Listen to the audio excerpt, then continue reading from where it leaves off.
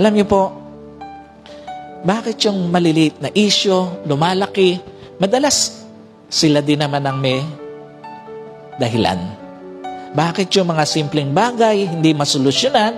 Bakit yung mga maliliit na halaga hindi ma-provide? Lahat ng consequence ng mga hindi na paghandaang pag-aasawa, lahat yon resulta ng minadaling pag-aasawa, lahat yon resulta ng hindi marunong o walang hindi plinanong pagpapamilya.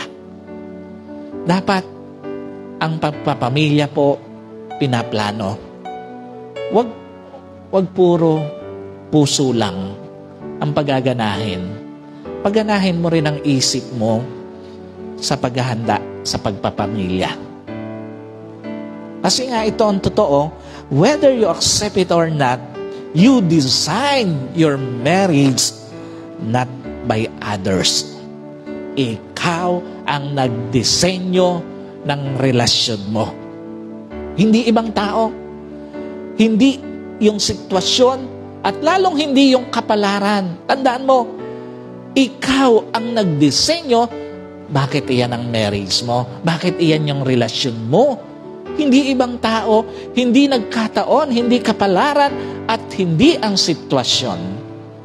So, ikalawa, tandaan niyo po, ang pinakamalungkot na point sa buhay may asawa, yung point na pinagsisisihan mo na ito. Sa tanggapin mo man at hindi, may mga relasyon, may mga tao dumating sa point ng kanilang buhay, pinagsisihan nila bakit nagkaasawa pa sila. Alam niyo po, bakit nga ba napakalungkot na ang isang marriage dumating doon sa point na pinagsisisihan mo na to? Bakit napakalungkot na isang marriage dumating sa point na nahiling mo na sana hindi na lang nangyari? At bakit napakalungkot na ang isang marriage dumating na sa point na nahiling mo na sana panaginip lang ito? Kasi nga ito yung point na both of you or isa sa inyo failed to fill between the gap. Ito yung point na sa halip na piliin yung mag-focus na punan ang pagkukulang ng isa't isa, mas nag-focus na lang kayo sa pagkukulang ng isa't isa. At ito rin yung point na sa halip na tingnan nyo na may pag-asa pa ang inyong relasyon, mas naniwala na lang kayo na wala ng pag-asa ang inyong relasyon. At again, madalas resulta to o consequence ng hindi napaghandaang pag-aasawa. Now, the question is, bakit nga ba ganun kaimportante na mapaghandaan ng isang tao ang pagpapamilya?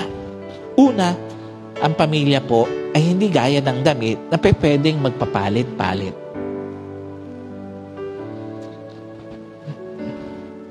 Noon po kaming nasa Bible school ako, medyo may isang controversy na tanong. Meron kasing dalawang mag-asawa, nagkahiwalay sila. After nilang magkahiwalay, nagkaroon sila ng sari-sariling pamilya. At nakakilala sila sa Panginoon. Ang tanong nung isang estudyante, dahil nakakilala na sila sa Panginoon, sa counseling po ito ha, kailangan ba nilang balikan yung mga asawa nila before? Kasi nga, nakakilala na sila sa Panginoon eh. Ang payo ng aming professor, sabi niya, they should stay where they were. Kasi, kung pipilitin nila na balikan yung dati, may panibagong sisirain na naman sila na relasyon. Kaya nga dapat umpisa pa lang, malinaw na. Kung sino na yung mahal mo, yun na yung ipaglaban mo. Huwag ka nang makipagsapalaran na baka matutunan mo namang mahalin. Paano kung hindi mo matutunan? Kung mahal mo, kung pipili ka lang din, yung talagang, gaya nung banggit natin, yung talagang mahal mo na. Yung handa hanggang sa huling panahon ng buhay mo, hanggang sa huling hininga ng buhay mo, siya na yung kasama mo. Sino po rito sa mga mag-asawa? Yung kasama mo ngayon, yung asawa mo ngayon, siya na yung pangarap mo na hanggang huling hininga ng buhay mo, siya na yung kasama mo. Alam niyo po, kasi nga, again, ito yung reality eh. Ang pamilya po, hindi gaya ng damit na pwedeng palit o papalit. Gaya nung sinasabi doon sa Ephesians chapter 5, verses 28 to 30, gayon din naman dapat mahalin ng mga lalaki ang kanilang asawa tulad ng sarili nilang katawan. Ang lalaki nagmamahal sa kanyang asawa, nagmamahal sa kanyang sarili. Walang taong namumuhi sa sarili niyang katawan, sa halip, ito'y kanyang pinakakain at inaalagaan tulad ng ginagawa ni Kristo sa iglesia. Tayo nga'y mga bahagi ng kanyang katawan. Ano pinapakita rito?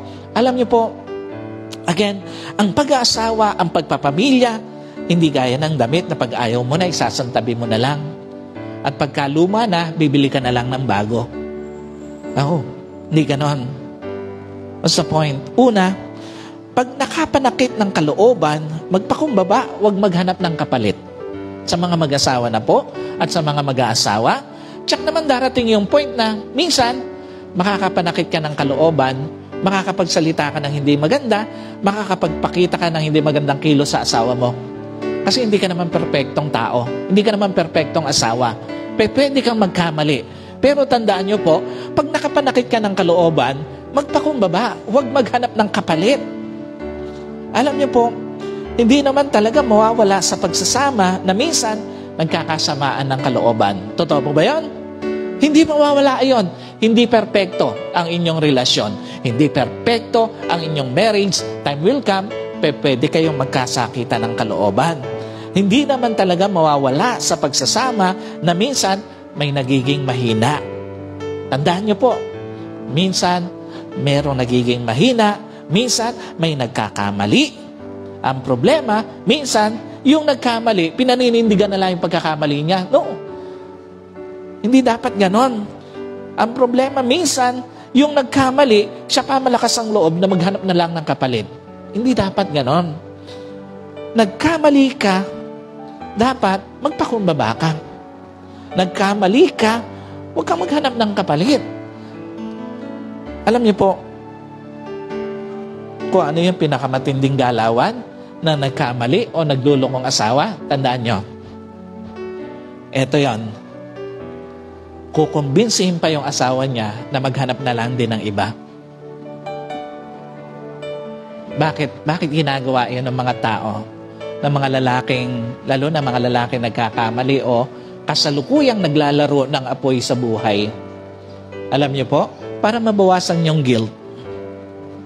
Kasi, tandaan niyo po, ang isang taong may ginagawang mali, hindi pwedeng hindi makaranas o makaramdam ng guilt sa puso niya. Meron at merong mararamdaman yan. Kaya nga ang gagawin niya, kukumbinsihin na lang ng asawa na maghanap na lang din ng iba para at least mabawasan yung guilt niya and at the same time, parehas na lang silang nagkamali. Hindi lang siya. So, ikalawa, tandaan niyo po, ano mang gawin mong pangit sa asawa mo, sa pamilya mo, laging may balik sa'yo. Tandaan niyo po, maniwala ka, wala kang gagawing pangit sa asawa mo na hindi ka babalikan. Kaya nga dapat puro maganda ang gawin mo para ang balik sa'yo maganda.